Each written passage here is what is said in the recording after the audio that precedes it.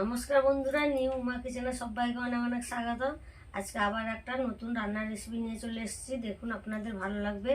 আজকে আমি তৈরি করব তোমাদের দাদা ভাইয়ের পছন্দের দেশি মুরগির পাতলা ঝোল। একদম কম তেল মশলায় আমি রান্নাটা করব। তাহলে চলুন রেসিপিটি শুরু করা যাক।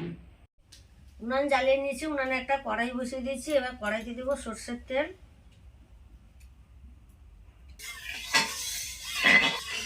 তেল গরম হয়ে গেছে। এবার আমি লবণ হলুদ মাখানো আলুগুলো ভেজে নেব।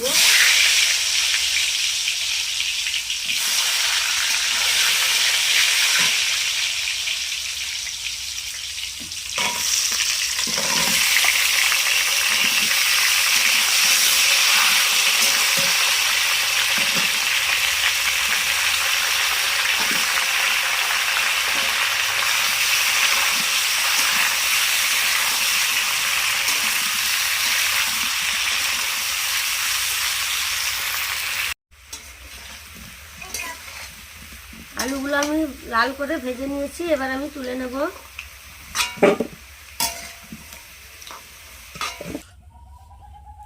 গোটা জিরে দেব, গোটা গরম মশলা দেব। এবার দেবো পেঁয়াজ কুচনো,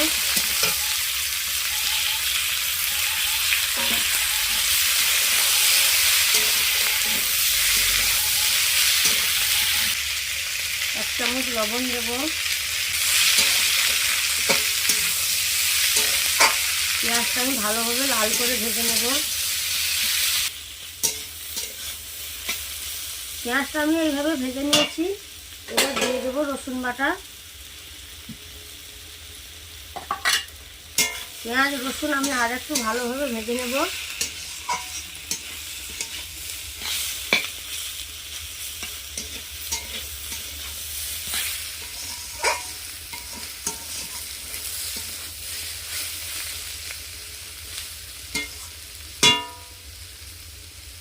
পেঁয়াজ রসুন ভালোভাবে ভেজে নিয়েছি। এবার দিয়ে দেবো আদা বাটা, তেজপাতা,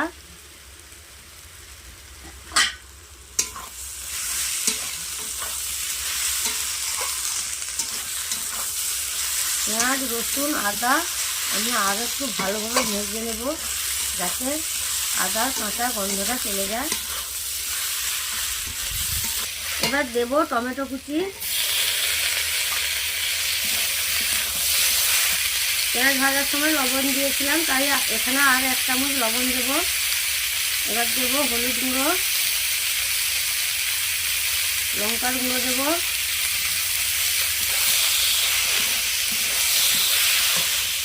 অল্প একটু চিনি দেব। একটু জল দিয়ে মশলাটা আমি ভালোভাবে কষিয়ে নেব।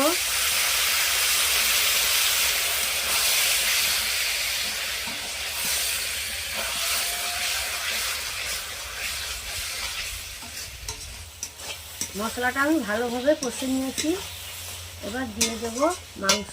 দেখুন, এখানে দেশি মুরগিতে আমি লবণ হলুদ সর্ষের তেল আর একটা লেবুর রস আমি 1 ঘন্টা আগে মাখিয়ে রেখেছি। এবার এগুলো দিয়ে দেব।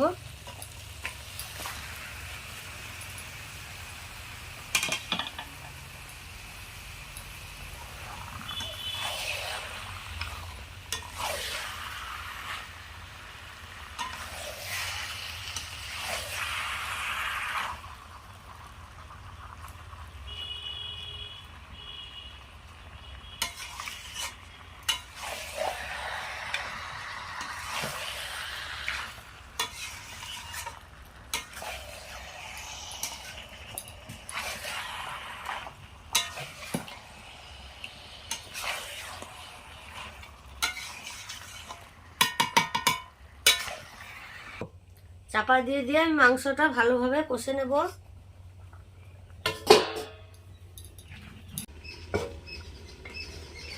চাপাটা একবার খুলে দেখব। দেখুন কতটা জল বেরিয়েছে। চাপা দিয়ে দিয়ে এই জলটা একদম নেড়ে নেব।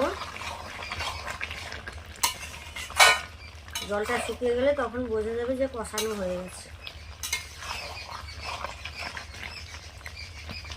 দেখুন মাংসের ওপর থেকে তেল ছেড়ে দিয়েছে। এবার আমার মাংস কষানোটা হয়ে গেছে।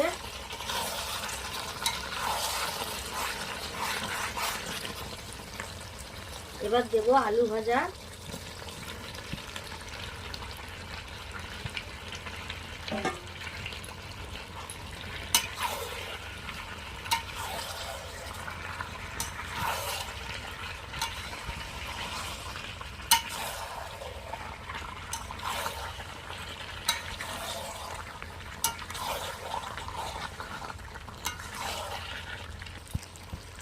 এবার ওপর থেকে উষ্ণ গরম জল দিয়ে দেব।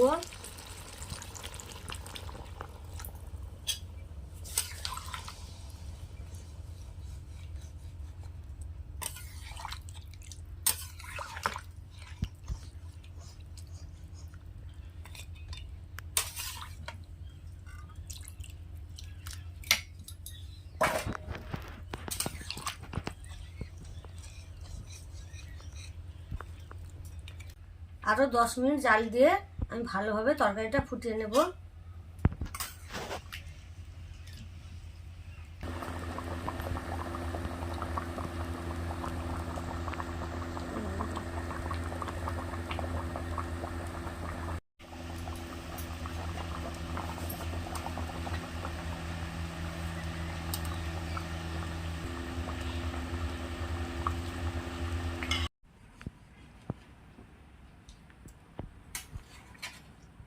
দেশি মুরগির মাংসের ঝোল আমার রান্না হয়ে গেছে। এবার আমি নামিয়ে নেব।